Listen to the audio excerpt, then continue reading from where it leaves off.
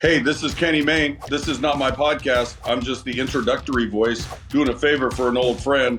He somehow thinks this is going to help his success. We'll find out. I sure hope so, though, because I've known Keith Simons since we were like 10 or 11 years old. We played boys club football together back in Federal Way, Washington. Then we played against each other in junior high and high school.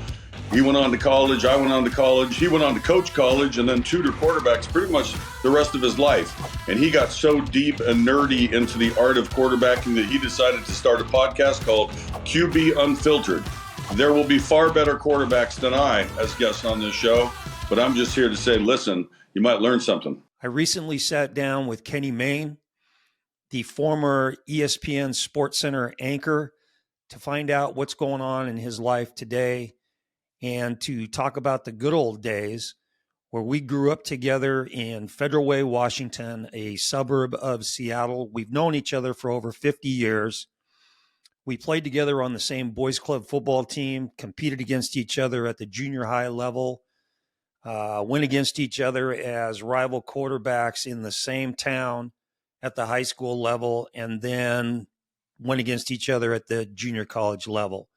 And while this is a quarterback podcast and we did talk QBs, we touched on a wide range of topics, and I basically let Kenny just go and be Kenny. So this is the full Man-to-Man Monday interview with Kenny Mayne. Enjoy. This is QB Unfiltered. I'm Coach Keith Simons. Today I'm joined by iconic ESPN SportsCenter anchor and former Totem Junior High and UNLV Running Rebs quarterback Kenny Mayne. It's Man-to-Man Monday. Welcome, Kenny.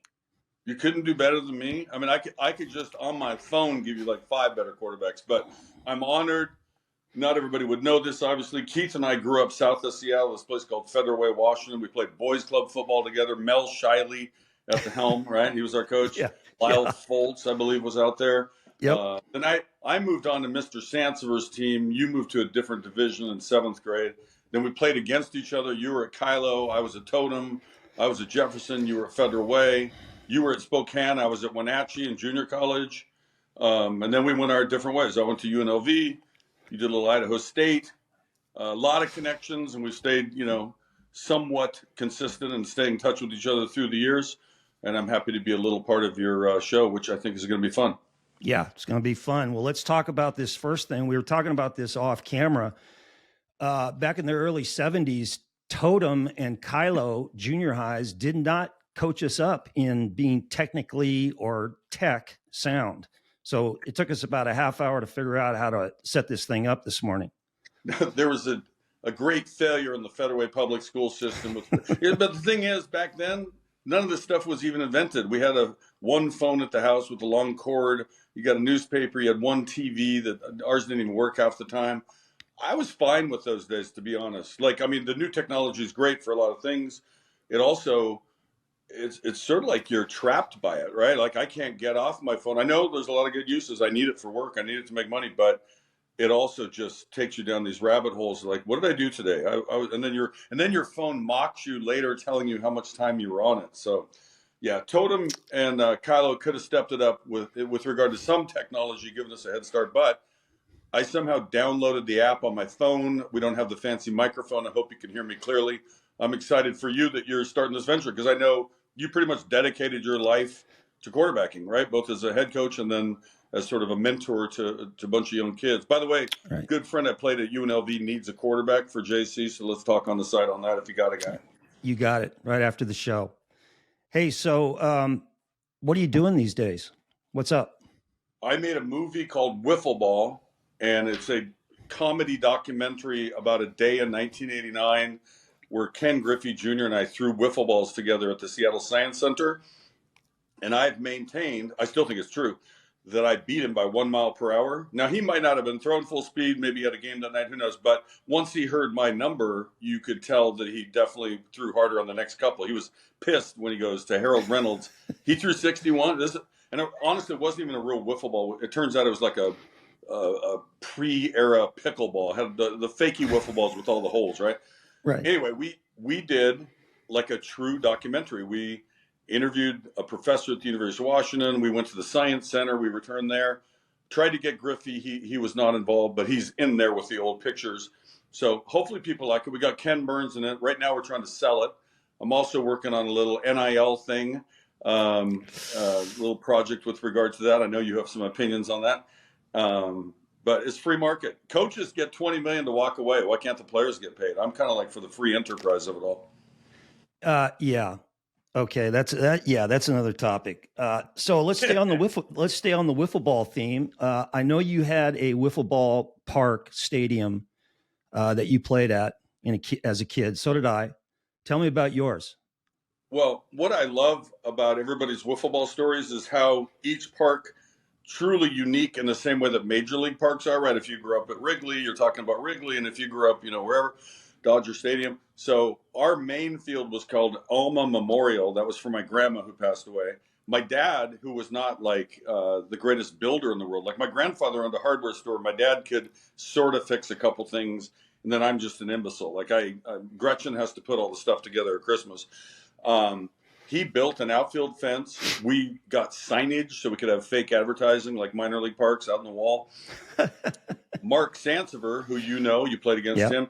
Yep. He broke Babe Ruth's home run record in one summer. We kept stats every game. Like we were just so nerdy about it. And we played day and night. I mean, we'd sometimes start at 9 a.m., play for 3 hours, go swimming, come back, play till 5, get dinner, play a couple more before the sun went down. We had kind of quirky rules there because the field was really narrow and it really wasn't that long. So we had quote unquote medium pitch. It was very subjective. You'd like, that was not medium pitch. You'd argue after the play, right? Right. At the other field down by the lake, we would throw fast pitch at a greater distance. Then it was just home run into the lake. I mean, it was pretty obvious what happened, but it was also dangerous because there was like, some kind of stonework on the edge. You didn't want to be like falling on the fence. But yeah, we grew up with it. We loved it. We'd always pretend to be other players. I was always the old Cincinnati Reds because, we didn't have the Mariners until you and I were seniors, I guess. Yep. So in the old days, I was the Big Red Machine. I can still list that lineup probably better than most major league lineups today. Right.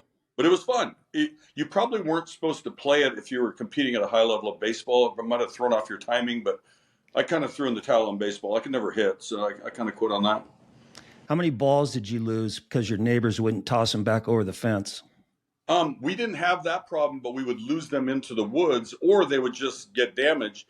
There was the Value Mart up there on Highway 99 right. Toward Des Moines. My sister, if she is home, she would take us up there to buy new equipment. If she wasn't, we would tape up the old balls or, tape up the bats. We had a very strict rule about you can't use the fat bat. If the yellow bats were broken and we had to, we'd play with it because nobody had time to take us to Value Mart. But those home runs were discounted. They were not allowed in the stats because the fat bat's ridiculous. Tough. That's tough ruling there. Okay, so let's jump into a little ESPN stuff here. And you were there for 27 years. Iconic, legendary anchors worked with you. Who was your best bro? Who was the guy you went out and had beers with? You know what? I don't like.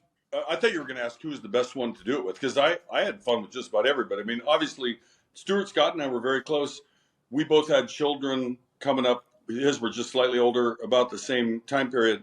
And I just was telling the story the other day because it was Thanksgiving, how Stuart and I would watch, either we'd work together or if we had the day off, we'd watch the games on TV while playing electric football. Remember the little tiny plastic men that buzz around the aluminum board? Right. I introduced electric football to a bunch of young kids this Thanksgiving. We went to some friend's house. They'd never heard of it, never seen it. And they were absolutely mesmerized by it. It's so dumb. The players just spin in circles and they won't do what you want. But there's something kind of cool about it. You're kind of like orchestrating, putting them where you want. You hope it's just like coaching, right? You put them in the right spot to succeed and you hope they listen.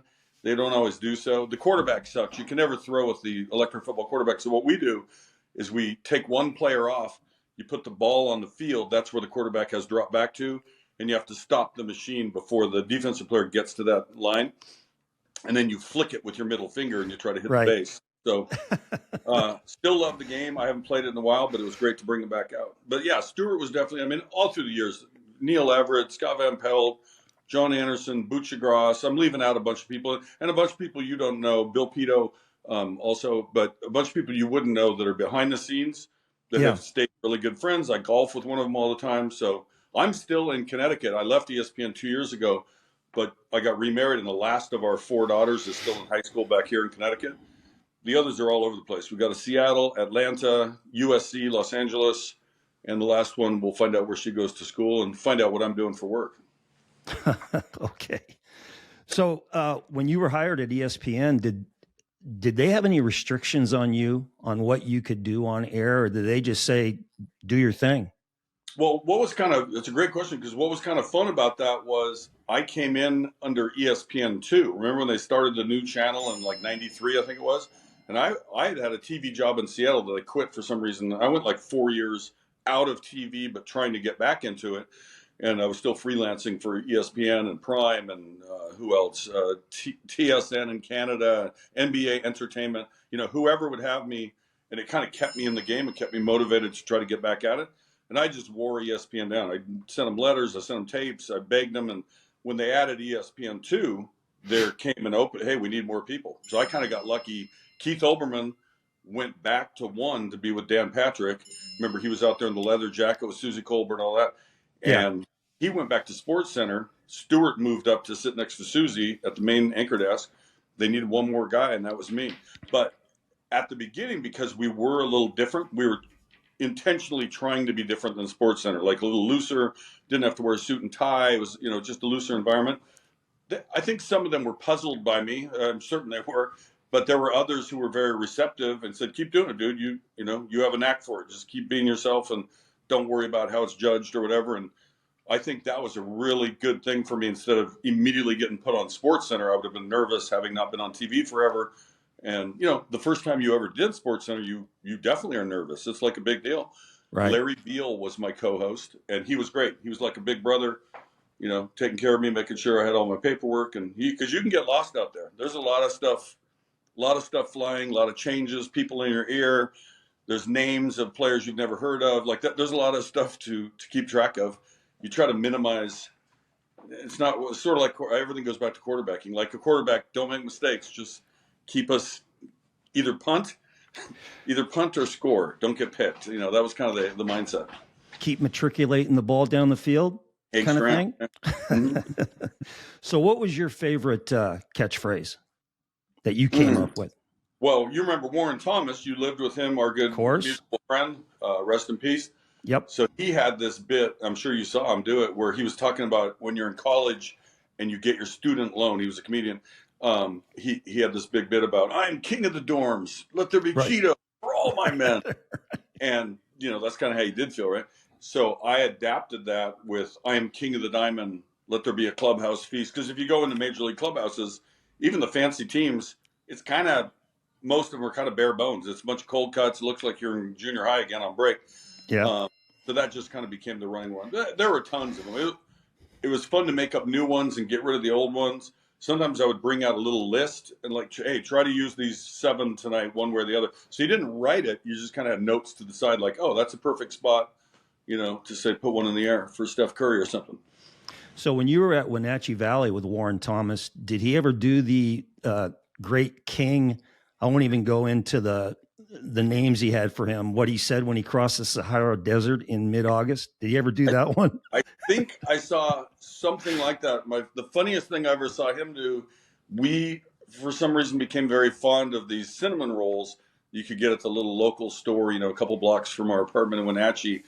And one night he decided to just, as we're eating them, he just smashed his face into the entire pie of cinnamon roll. And while he kind of spoiled it for the rest, it was so funny we didn't care. And then you'd have to Google Warren Thomas. Those who don't know him, you can see his work on the internet.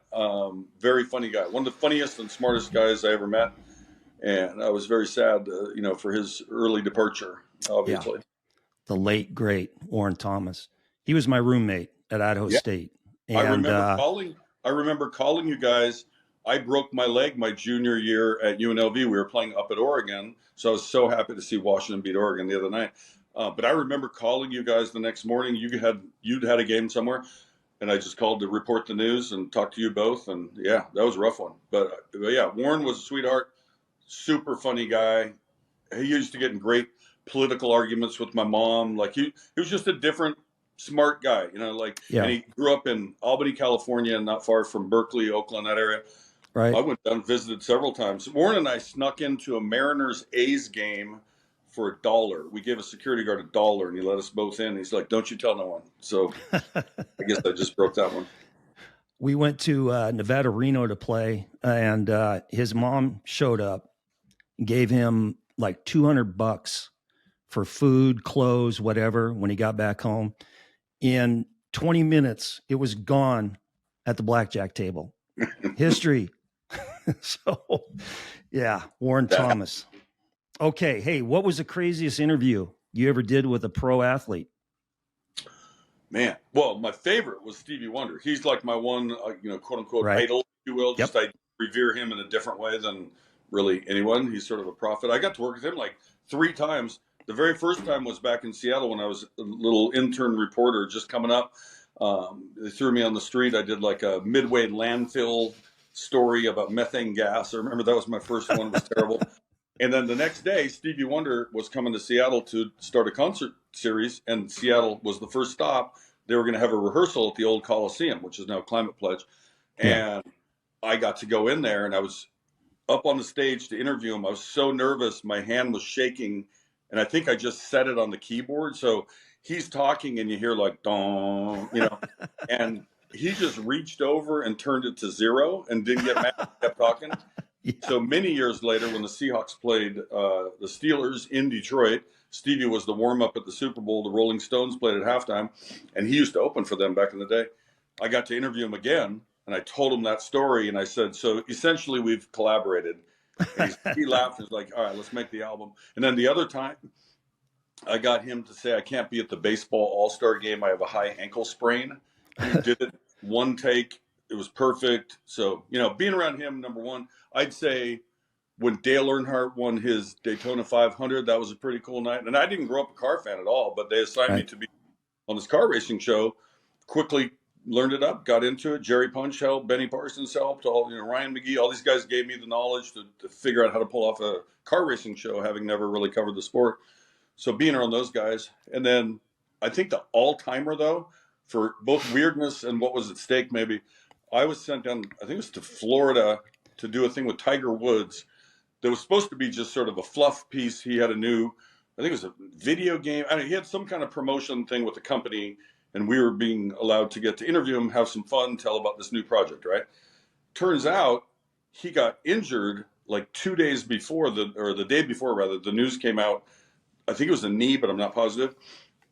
And they tell us walking in, no questions about the injury, just only talk about the video game or whatever it was, right? I said, well, I may be a complete screw off, but I still have some journalism background, right? That's what I studied originally. I can't not ask that question. Like, you can not answer it, but I'm not going in that room and being the idiot that didn't bring up the most significant news in the sport, right, that day. So I asked like 12 different ways. He gave somewhat of an answer. Finally, I kind of beat him down, but it was very tense, very awkward, because his handlers were like looking at me like I'm a jerk. I'm like, guys, if I had come here to talk about the weather and the sun had exploded yesterday, we kind of have to mention the old sun just blew up, right? We got through it and didn't get to work with him too much. I was around him a few times at the PGA Tour events and the U.S. Open. Got to do it with a lot of other golfers. That was a fun period of my life, going to the big golf tournaments and making up ridiculous stories. How amazing was it to watch Tiger in person hit? Well, at his peak too, right? Like when he was really getting after it. Man, just another category, right? Like, it's like when you compare the greats of any sport. Yeah. But the other thing too was you didn't want to be the guy to have your cell phone go off while he's putting. So whenever I got near him, anywhere near him, within 100 yards, this is the old cell phones, right? I would like take the battery out, like it's disabled. I delete my account. I'm not going to be that guy. Right. It's good thinking. We had a really ahead. fun one with David Duval. Remember, he was competing with Tiger, held number one for a while. And then he just kind of fell apart. He kind of lost his touch on the game. Right. And while he was in the middle of that, I somehow talked him into going to a miniature golf course to work out the yips. Yeah. And he laughed. He said, I'll do it. That's funny. Like, he had the humility to say, I know my game kind of sucks right now. Why not kind of make a joke of it? Maybe laughing about it will help me. Who knows? So he was a great guy to work with. That's perfect. Let's get back to music here for a second. I know you're a aficionado. What are the greatest three albums to come out of the 70s? I know which one of yours is going to be. Well, can I guess it? They're all from the same artist. Okay, well, let's put Stevie. Let's say "Songs in the Key of Life" is one of the albums, correct? You know what? It's in a tie. I love that album. It's amazing. It has like 5,000 songs. It was a double album plus a 45. I got a great funny story about the day that I got that album too. But I love Talking Book, Inner Visions, and then a tie between Songs in the Key of Life and Fulfilling This First Finale, the other one that came out in that time period. I just kind of I grew up, my sisters were all older. They introduced me. We had like the basics for music forever. The Beatles, James Taylor, Stevie Wonder. You know, my mom had Frank Sinatra and I'm basically Lena Horne. You know, we had all these like old Ella Fitzgerald. We had all these old, always playing in the house. So I felt like I was just handed the keys. Like, this is what's good music. And not that I don't like new music, or I just did a thing for Head and the Heart, the good Seattle band. I'm friends with some of the guys in Pearl Jam. I love them. I've seen them a bunch. I mean, there's a million great bands. The Rolling Stones just turned out a great album. Mick Jagger's like 82 years old, you know? Right. So, I mean, I remember being at a Pearl Jam concert once, and One Direction had played in Seattle, I think a week before.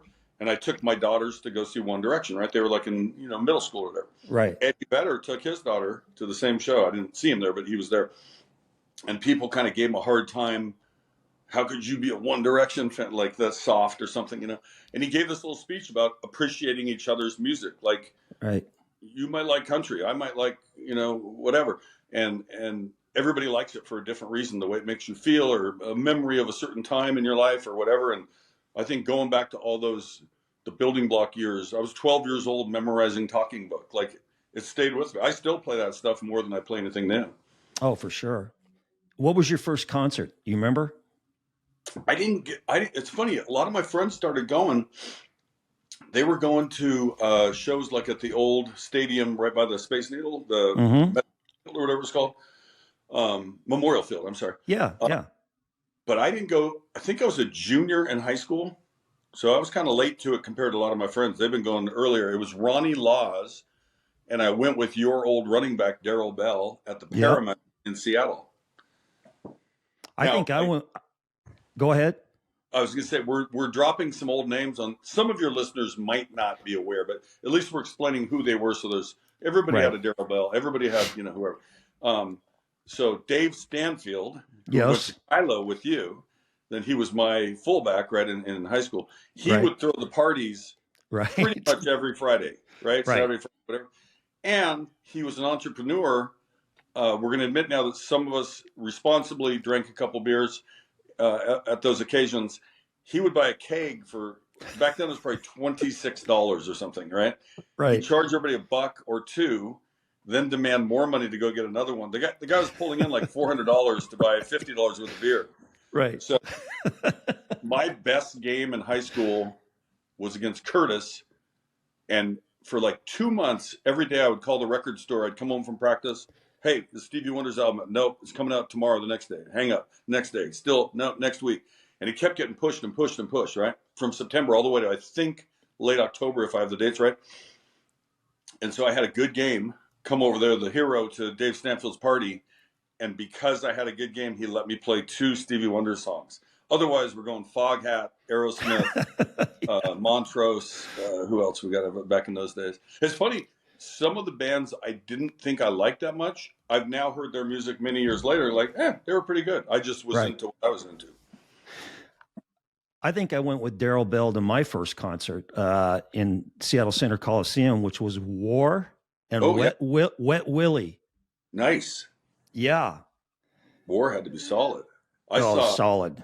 I saw Gil Scott-Heron and Stevie Wonder at the Coliseum. Also, the other one, did you see the Ollie Frazier fights? Of course. I went with my dad to the first one. We went to the UPS Fieldhouse. That's a college in Tacoma. And this is back when, there's no pay-per-view on cable. There was no cable for starters. So you'd pay whatever you paid, $20, $30, and you'd go to like some big gym or facility, and it would be piped in on closed circuit TV, kind of scratchy, but you were seeing it. I think the second one I heard on the radio, if I'm not mistaken. Then the third one, the Thrill in Manila, Yep. Mark Sansford and I went and saw it at the Coliseum, 75-ish, somewhere in there. So those were good days. And it's funny, all those little experiences we had, like going to Sonic games. We lived about 20 minutes south of Seattle. One parent would drop you off. You'd go by the cheapest seats, sit up at the very top, spy on the good seats, move down at halftime.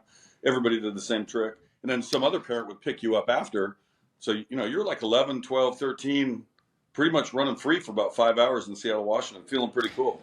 So I got my Sonics hat right behind me up here on the shelf.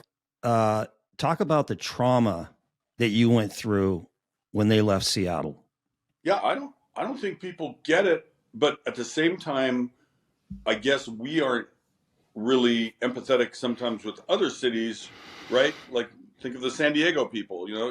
LA's only a couple hours up the road, but that's still a big loss. And Oakland losing its basketball team back to San Francisco, where they started. Now they're losing their baseball team. They lost their football team. I mean, I feel for them because I love the whole Bay Area. I love Oakland. I've never met a person I didn't like from there, so I kind of feel for them. But in our case, I was back in Connecticut working ESPN stuff, and I was watching what was happening from a distance. But in my head, it was kind of like, oh, somebody will step in. Like, we don't need to worry about it. There's no way Seattle won't have an NBA team. Like, that's far-fetched, right? Right. And Howard Schultz, the Starbucks guy, was the lead owner of this group of owners, and they sell it to people who don't live in Seattle, right? They're from Oklahoma. A couple years go by, and they found a way to pay off the city and break the lease and get out, and they became the Thunder. So if you ask current or former players, one of the favorite cities ever, they look forward to different trips in different ways. Always coming up to Seattle was a highlight, and it had a really good history, almost won the title a couple times, won it in 79, could have won it in 96. They were competitive. Yeah. It wasn't like a bad failing team. It was just they didn't have the gym to make the money that they all think they should get to make now with the luxury suites. Now they do. So my hope is not to take somebody else's team. I hope they do the right thing. And there's enough players. There's so many good players around the world. We don't even know the next group that we're going to hear about in 6 months. Right.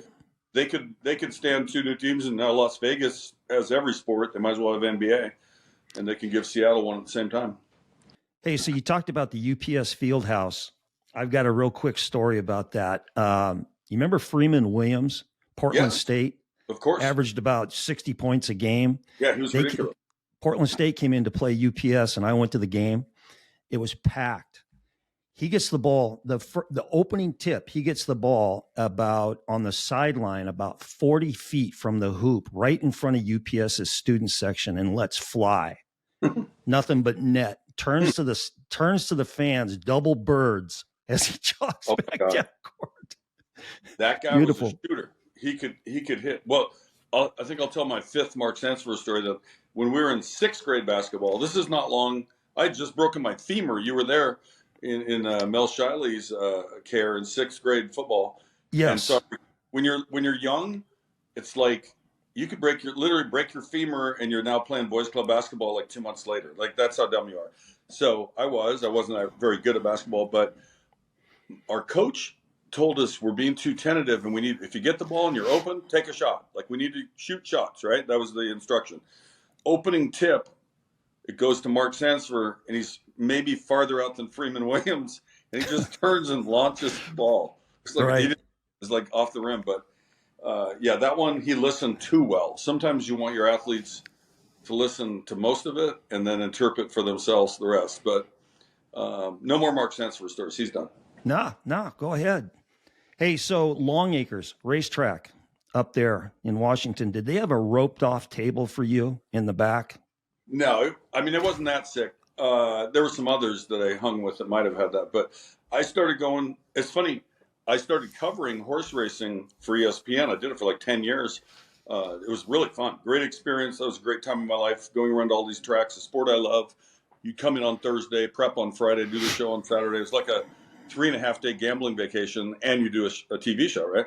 Did the Breeders' Cup, did all the Triple Crown races. And my aunt was with my uncle, who always took me to the track, and they were watching on TV. And she says something like, "Hey, this is your fault. He's doing that." And he's like, "What do you mean it's my fault? He's getting paid to. He's on TV doing horse race coverage. It's not like, I made him do something bad." So yes, I still like the sport. Breeders' Cup is maybe my favorite event of the year. It's just amazing, especially in person. The best horses from around the world and all the divisions come in. They go to cool tracks all around the country. I've been to Royal Ascot. I've been to the Curragh in Ireland, Windsor. Where else have I been? I've never been to Dubai. I've heard that's amazing. But Wow. Long Acres, you brought up, was the cool old track built in the 1930s. Tukwila, technically, right, south of Seattle, kind of between where we grew up in Seattle, right about halfway.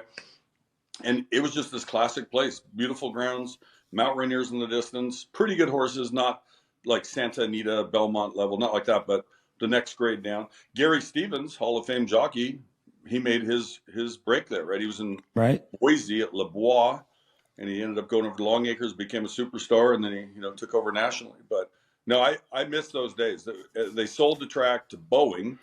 Boeing wiped out the track, and then now we have another one called Emerald Downs, which is doing great. They're a little more down where we grew up. But yeah, you always reflect on those little moments going with your uncle. He used to own a laundromat, and we'd work for like 90 minutes and then take off to the track on a Saturday. Right. And stop the form on the way there. But what's fun about it is, unlike other things, like if you sit at a blackjack table, like Warren apparently lost 200 quickly, Yeah. you're just kind of hoping. I mean, you can play smart and you can play dumb, like with all those table games, but mostly you're just trying to be lucky. You're hoping you sit down at the time luck happened at that table. Whereas with horse racing, you do need some luck, but you get to predict it on your own. You're not waiting for somebody to give you, here's your hand. You're like, no, I'm creating my hand. I'm figuring out what's going to happen, and I'm going to try to be smarter than the other people at the building. Right. Okay, let's talk a little football.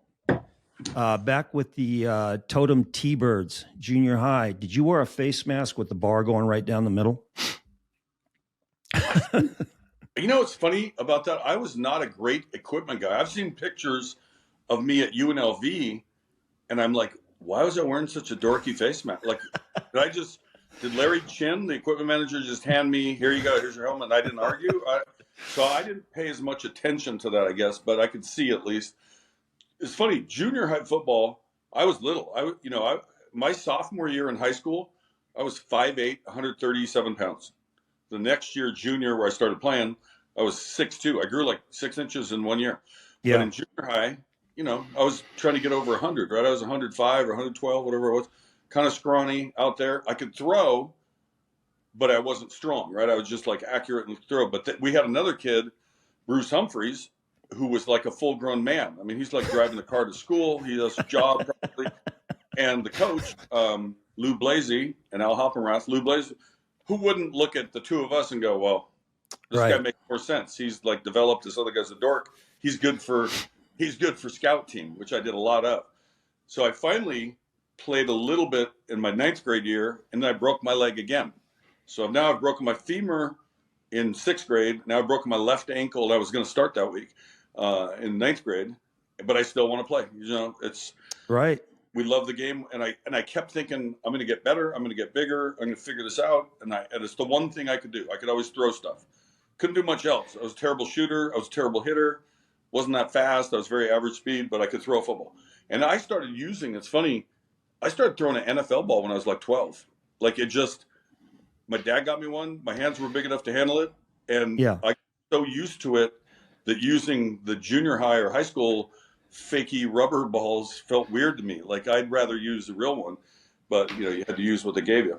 So it took me about a year to figure out how to throw a leather college football after chucking a rubber one in high school. How big of a adjustment was that for you? Well, it was difficult, except that I had been just at least in the backyard and in the playgrounds throwing the real ones, so maybe not as much.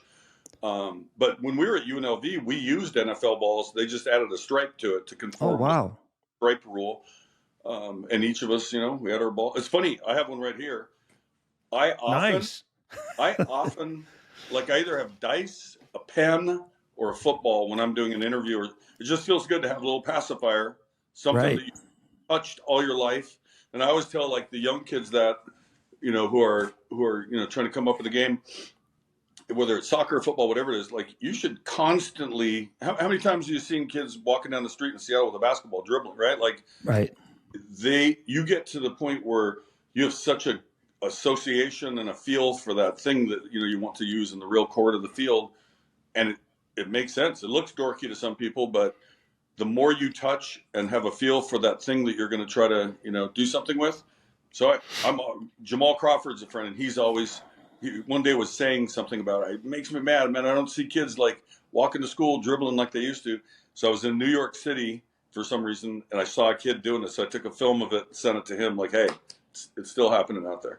Hey, I did a clinic talk at a national coaches convention where I talked about quarterback play, and I discussed about your quarterback should be spinning the ball on their index finger, flipping it up and catching it, and doing all kinds of hand-eye stuff with the ball. And I got like crickets and That's fun. just stunned looks from the coaches. Oh my God, you can tell somebody like Mahomes has been doing that all his life. The way he's able to change his position, the angles, and throw these weird ways. I remember playing junior college.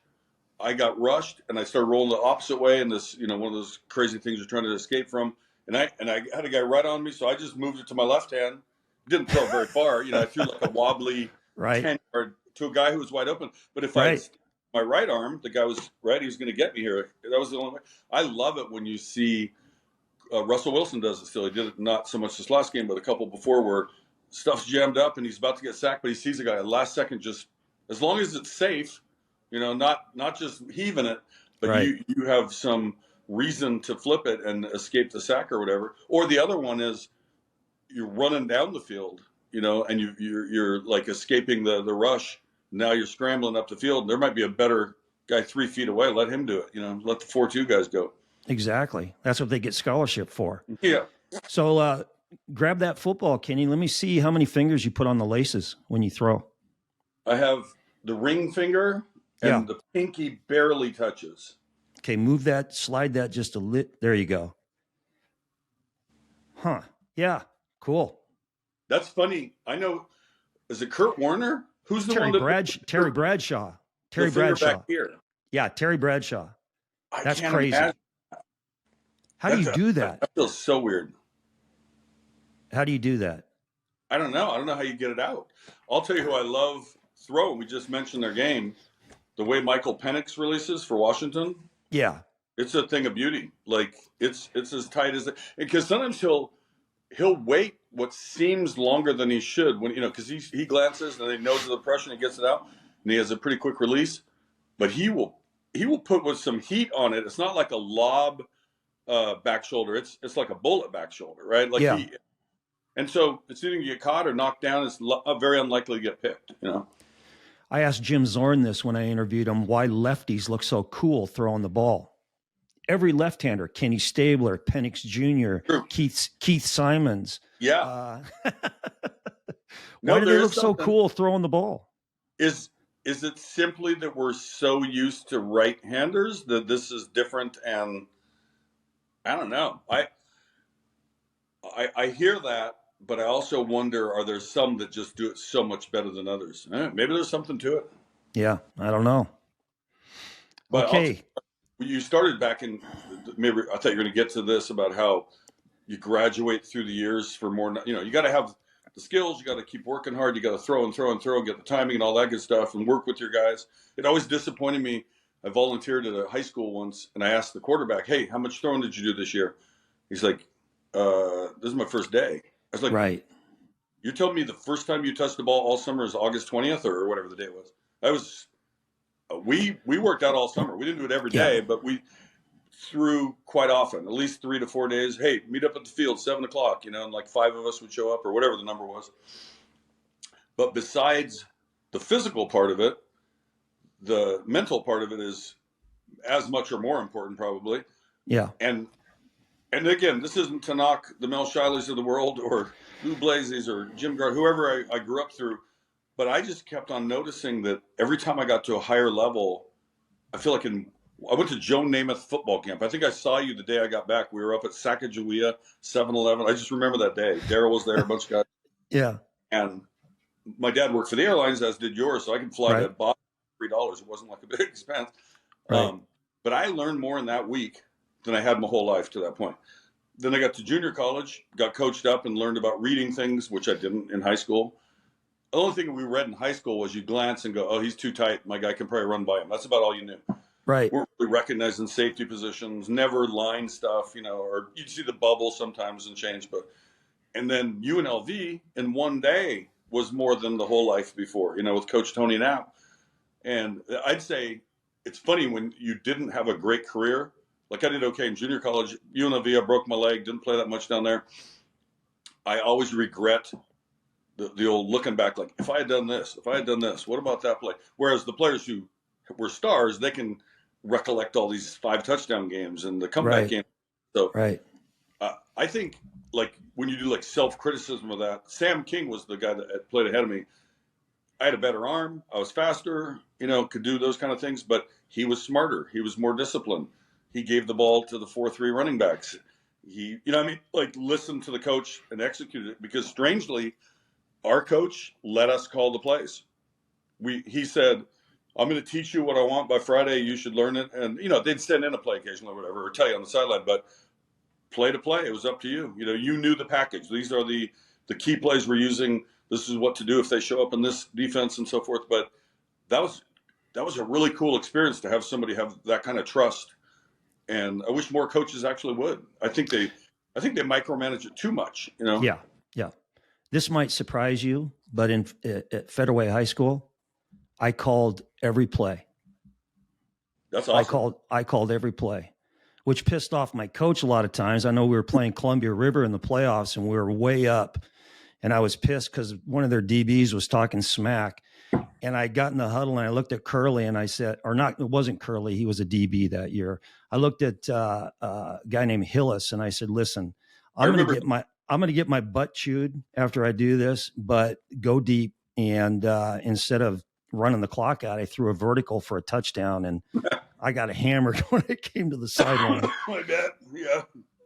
But that was fun to have that. In fact, if you go back even before that, we had another coach, Mark's dad, who was our coach in 7th grade. And I don't know if you remember when sometimes you do those things where you go to Oregon for a weekend and play a game against somebody and stay with the kids, like a little, trade out. So we went to Oregon and their coaches stayed in the huddle every play, defense, offense, everything. Our coaches stayed on the sidelines, and he was never prouder of what he had accomplished. I taught you well enough that you beat a bunch of adults that day, That's true coaching. Yeah. That's great. Can you imagine what we would have been like if we would have had QB trainers and the knowledge that these high school kids have now as high school quarterbacks and going into college? I mean, we just played with our natural ability, throw to the guy who's open type deal in high school. Yeah. I mean, I think the whole game has evolved. There wasn't the 7-on-7 passing academies back then. You might go to a football camp for a few days, whatever, but absolutely the recognition of what to do. Walk up to the line. Jim Zorn taught me this about you walk up to the line and try to do the same thing every time. Always just glance left to right. And then you're never like, oh, I'm going over that way. Like try to have the same patterning every time. I also remember him talking. So out of college, I actually signed a free agent deal with the Seahawks. The kid ahead of me, Sam King, turned it down to go to Canada originally. And I threw for my little tryout that it was the June of '82, I think it was. Who's in the locker room but Steve Largent? Like when people do those tryouts, it's pretty ad hoc. It's, hey, somebody come out, run some routes. It's like a 10-minute. I get to throw to Steve Largent, which I was like, you're kidding. So I was nervous and happy at the same time because I knew he's going to, catch it off his shoes and everything. The guy said he did terrible. That was the report on me, Jim Rome. I signed like the worst contract ever, just whatever. I just signed it as fast as I could. Ended up failing the physical because of my ankle, so I never really got into the full thing. But I got to throw for like those 3 weeks between then and the camp. And it's funny, I didn't think I was beating out Zorn or Dave Craig was back up to him, but I didn't feel out of place at all with the others, the rookies and whoever else. You can kind of feel it, right? If you go out to a workout and guys are in the lines to run routes, you can just tell who can get it there. Right. Quick, who does this and that. But I remember I was doing a rollout. Remember the old Jim Zorn really deep Yep. rollouts? Yep. Large would run like a post corner out or whatever. Right. Way too flat. He's just, hey, hey, hey. He didn't know who I was. You can't do that. You're going to get killed. You can't be like 6 yards. You got to be like 15, because they had a really cool kind of a deep sprint where they either hand the ball or fake it and either roll the same side or the opposite side. I mean, I swear Zorn, he had to be 20, 25 yards behind the line sometimes. Like it was a crazy setup. But it gave Largent enough time to do like 6 moves and be wide open. They actually ran a 23-yard comeback and go. Oh, now, I like that. Because the one I was going to say, the one I remember was 7-step drop, 22 back to 18 for the out. Yeah. So this must have been out and still gone. Yeah. Well, Zorn dropped and then did the 20-yard deep roll to let Largent run his 10-second route. But who runs a 23-yard comeback and go? I mean, that's crazy. You need some time for that. Max protect. I mean, I thought the thing with Zorn, he had a really nice career. They threw a nice ball, and they had some exciting times. Chuck Knox came in, ended up getting replaced by Dave Craig at a certain point. But he gave us a lot of good years up there, and they had all those gadget plays, and you got to feel for him because here he is on this expansion team. It's not filled out very well. He's running for his life half the time. If instead, and this is no knock on Dave Craig, but if Zorn had come later and been the guy to be under the Chuck Knox with the great defense and the running game, things different for him as well. Yep, for sure. So who was your favorite quarterback growing up? Well, way back, Bart Starr, just because when I'm 7 years old and he sneaks across in the Ice Bowl to beat Dallas, right? I swear to God, I remember that game. Oh, yeah, for sure. Yeah. Watching the Bowl. And we didn't have a team in Seattle until I think we were, juniors in high school, maybe 76, somewhere in there? Yeah, 76.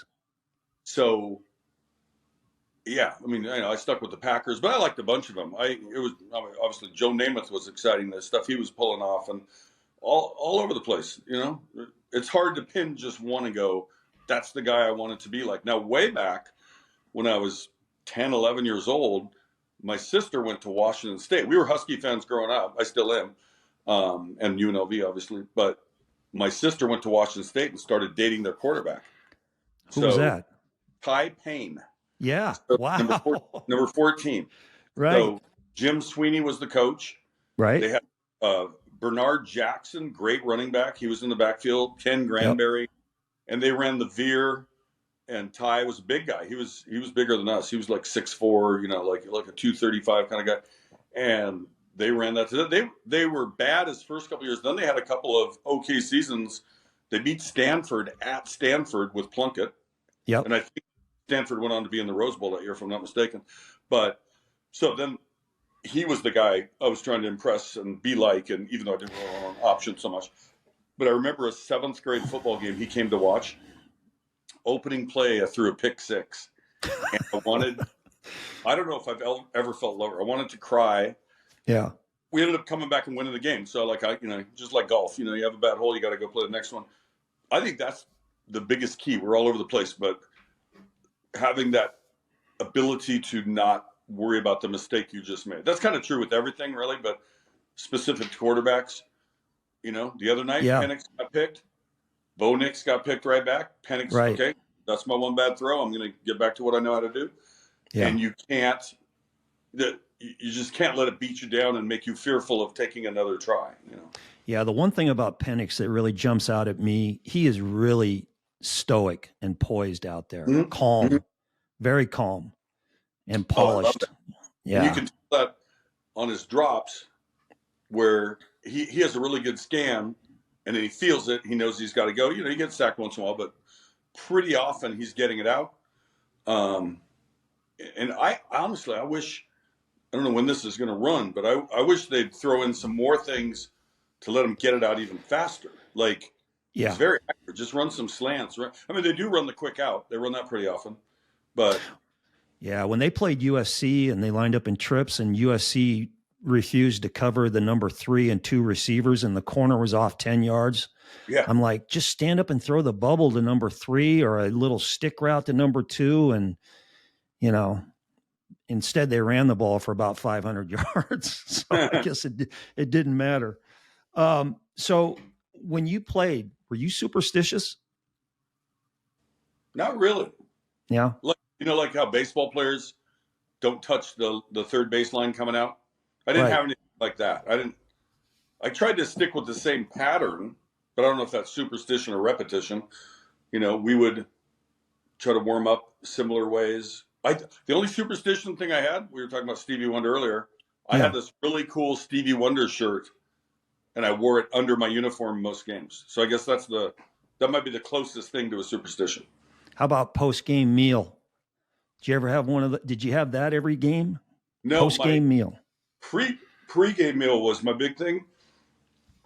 My mom, steak and a baked potato. And it was really funny because I was so skinny. I always felt like taking on a little weight would make me bigger. It was dumb, but that 12-ounce steak. Now I'm a man. But yeah, I think steak and baked potato before the game. Now that's interesting because after every Federal Way High School game, I came home like at 10 o'clock at night, and my mom made me a steak and baked Funny. potato after every game. Well, after the game, our usual routine was come to my house. My parents were playing bridge with my aunt and uncle, review the game, be safe out there. We would take off. We'd go to Mark's house, have the same thing with his parents. Now we're in the 11 o'clock ish. And then now you're going to Dave Stanfield's, playing and watching game film at Stanfield's. Oh, no. I'm glad you brought it up because it's funny here. I'm doing like some self-loathing about the things I should have done better. I wish I had been a better student. I was a good student, but I wasn't a great student. You know what I mean? Like, why didn't I put that extra hour in and really know here's how San Jose plays? They're too deep or whatever the case is, right?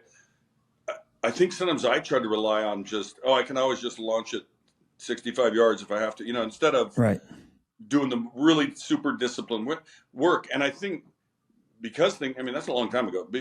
Things have evolved where now that's common practice.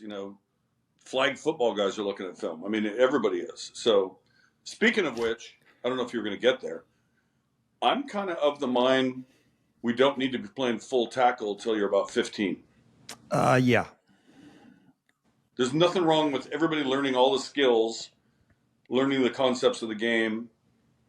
And I mean, the biggest reason is not just development that some people literally haven't filled out yet. The differential, right?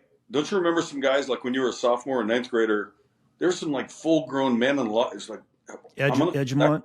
Yeah, Simon and Naya, Yeah, I agree. So I think that would be a way to preserve, so kids, and also the teaching has gotten so much better. They used to tell us to lead with your helmet. Right. They used to withhold water as a punishment. Yeah. There were some really dumb things, caveman technology going on, in the 60s and 70s. But I'm glad people have gotten smarter. I saw a UNLV practice, they were all wearing those, whatever you call those, protective bubble helmet things. Yeah. It's like, well, why don't they have those for games? Why isn't there the very same thing that would work in a game? I mean, clearly. I would imagine that we'll get to that. We'll get to that point, before the robots start playing. Exactly. So when you were at UNLV, did you guys watch 16 millimeter film? Was it 16 or 8? I can't remember. Yeah, it was on a projector though, right? Oh, yeah. Yeah. How many times did you have a coach try to pause it, and burn it? The heat of the bulb burned it out. Yeah. Oh, that happened. Then you have to retread it. So, I think some people listening, unless they're nerdy football people, aren't even know what we're talking about. We're talking about looking at game tape now, right? Yeah. And in the old days, the team you were playing I think they were supposed to send you 2 canisters, 2 games. I think that was the rule. I can't remember. And then you got to see what they've done their last couple games and kind of get a feel for how they play offense and defense, right? Right. The quarterback meetings, I think at UNLV, I'm pretty sure we rotated, Monday through Thursday, there were 4 different guys. You got Monday, you got Tuesday, and you had to thread the machine and get it ready for Coach Knapp. Right. But yeah, you were looking at, and also it was a little grainy. You're looking at sometimes just like little nondescript figures. Yeah, they're going to play 3 deep here, and if this guy does this, that means that. Right. Yeah. Okay, so let's go to the Seattle Seahawks and quarterbacks. I just saw a great special they did with the 4 franchise QBs, Zorn, Craig, Hasselbeck, and Russell Wilson. I Of didn't those see it. 4, yeah, it was really good. All 4 of those guys sat down and talked about quarterbacking. You know, Oh, it that's was awesome. really interesting. But who's your guy out of those 4? Oh man, that's a tough one. I don't know if I want to give a vote. They all did different things. Yep. Craig's funny because I don't know if you remember, or your listeners will remember, but early '80s to the mid '87-ish, '89-ish, whatever, maybe mid to late '80s. If you looked at the all-time statistics back, they used to calculate pass proficiency different than they do now. They changed the numbering system, but in the history of the game, at that time, minimum attempts of whatever, right? And Right. he qualified. It was Otto Graham, Joe Montana, Dave Craig. Yeah. So we're talking percentage, we're talking touchdowns, we're talking interceptions or lack of. He was a good, smart quarterback. He didn't Yes. have like the biggest arm in the world. They always joked about his small hands. He couldn't just whip it that way. Zorn got us out of the gate with his exciting play and all his rolling throwouts and everything. Hasselbeck had a bunch of great years under Holmgren. And then you got Russ for almost a decade, I guess. Playoff team pretty much every year. Super Bowl qualifiers several times, or 2 times in a row, I should say. And the other one was Hasselbeck was the quarterback when they lost to Pittsburgh, right? And then you go back to the late '80s. They were very close to making the Super Bowl a couple times under Chuck Knox. Just Yep. missed. Yeah. That game against Oakland after they beat Miami, man. Yeah. Well, I'll tell you, if you're going to reminisce, I know everybody is still hung up on it. I did a story at the Super Bowl last year in Arizona, and I got Malcolm Butler, who intercepted the pass at the 1-yard line to beat us with New England. I did a bit where I was talking about I want to recreate history. Here's the play they should have run. I'd love to know if you agree this would have been a better play anyway. So it was 2nd down from the 1, right? 1.5 Mhm. maybe. The play I would have ran would have been fake it to Marshawn because they think that's what you're doing. Russell can still move around. Roll short side. I think it was Baldwin on the left side. He runs whatever. Post corner, zigzag out, or throw it away, or run it in, or run it out of bounds, or dive forward and call timeout. Now it's 3rd down. Right. Instead, they ran the stack thing on the right. Browner jammed Curse, kind of blew up the play immediately. Ricardo Lockett might have been a little late getting to the slant, and I thought Russ looked a little early. Like every bad thing happened, and I think Butler had been coached up. If they come in this little twin stack thing, this is what they like to do, and he just jumped it, man. That's one of the best jumps on a pick, ever. Okay. So I'm going to say you're right on the money with what you would have called. I would have given it to Marshawn and said, just do your thing. Now it's But 3rd down, you can call timeout. right. But the play action to him and roll, that's also smart. But I'm also going to throw this in. The play that they did call, if Wilson throws a better slant, Agreed. it's caught. He threw Touchdown. He threw it like he's leading him up the field in the middle of the field. He should have thrown it at his gut or his hip. Yes. And that's, But I think what's really funny about it is, had it worked, everyone, Pete Carroll's a genius. They genius. never, but instead he just got absolutely murdered for it. And I don't know, they had only so much time to decide. They must have thought they had confidence in that. Baldwin was the guy I would have wanted as your receiver if you're going to do something like that. Yeah. Yep. Okay. Well, let's start to wind this up here, or wind this down. You're 64, Kenny? 65, 64? 64. Okay. At 64, how's your arm? My arm's pretty good. It's not as good as it once was trying to go deep, but I think I can still throw it across an NFL field, which is 53, with ease. Like I think I could be high 50s, get lucky for 60, maybe. I want to warm up for a while. I ain't going to do that on the first throw. Right. In the old days, Randall threw the ball like 80 for real. Right. I was low 70s. This is like at my peak. I'm 21, 22, 23, whatever. I think you don't have the elasticity to do all the way through. But if you talk about 30 yards and in, give me 9 guys in and let me throw a Jerry Rice, we're going to carve you up. Got it. Max protection. I'm not moving around. I got my leg right, my ankle thing, which we should mention if we're going to do one quick plug. Yes, please.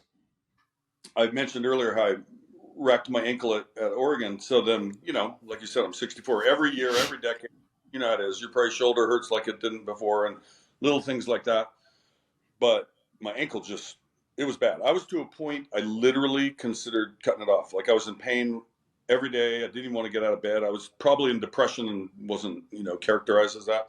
Yeah. So I went to amputation guy, I went to a fusion guy, and I went to a replacement guy. The replacement guy, I was like, okay, so could I play like flag football still? No, we don't want you to run. And I was like, I can already not run. Why would I have a surgery with you for thousands of dollars to not run? You're out. Fusion guy, I've been talked off by a lot of people that it doesn't always work anyway. And now you're just locked. Now you can't do much of anything. Amputation guys saved my life. They're like, dude, you're too young. I was about 53 at the time. Go see this guy in California about this brace. And so I go down there, got in Marmaduke, and I bought this brace from him, and it was a miracle. I could run again. It was a little, no offense to him, he did a good job with what he did. I got Jim Zorn also to get one because he has a ruined left ankle. Yeah. Then about 5 years later, I run into a different guy in Gig Harbor, Washington. His name's Ryan Blanc, and he had developed like the next generation of it, right? He gave me the Ferrari. Zorn's got the station wagon still, right? And Yeah. I, on the very first day, ran on the treadmill after having, just pain if I were doing anything. Zero pain. So Gretchen, that's my wife, Gretchen and I started a foundation called Run Freely. It's runfreely.org. Tell your rich friends. And I think we're up to like 50-ish. I'd have to count it up. They come in, people send in support, whether it's $10 or $1,000 or whatever. And then every time we get to a certain point, we can tell them, hey, next guy up or next girl up. Mike Penix, the Washington quarterback, helped us with a really generous hour of his time back in April.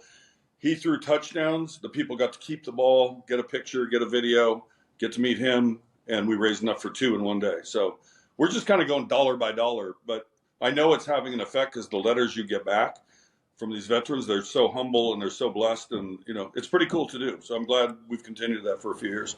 That's awesome, Kenny. That is awesome. Yeah. Okay, so I've got one last question for you. You got to go back to Wenatchee Valley Junior College. I need you to tell me what in the hell Heba means. It was off of a Don Rickles. This is really derivative here at the end of the show. Don Rickles, who Warren and I loved, Yeah. sometimes would make fun of somebody and he'd just kind of make up dumb words like Heba, he just spit out anything. So we were trying to imitate Don Rickles, who later, when I went to UNLV, I went on a date to Don Rickles, somehow got placed in the first row, and he absolutely murdered me. Just asking the girl, what are you doing with him? And he was a legend. I love Don Rickles. So yeah, it was a tribute to Don Rickles mainly. Okay. And you got the little, what is it? The little move with it, with the kicking up the one leg. Yeah, I think that was an adaptation from Warren. He just threw that in. He did a lot of inventive things. Yeah. Okay. Well, that answers that. My wife wanted me to ask you that because I do Hebas around the house. So yeah, it's a good release too. Yeah, exactly. Well, listen, man, it was great to catch up with you. I really appreciate you coming on. And I'm gonna sign off for QB Unfiltered. And as always, remember to throw the ball short to guys that can score. Oh, I like that. See you. Yeah.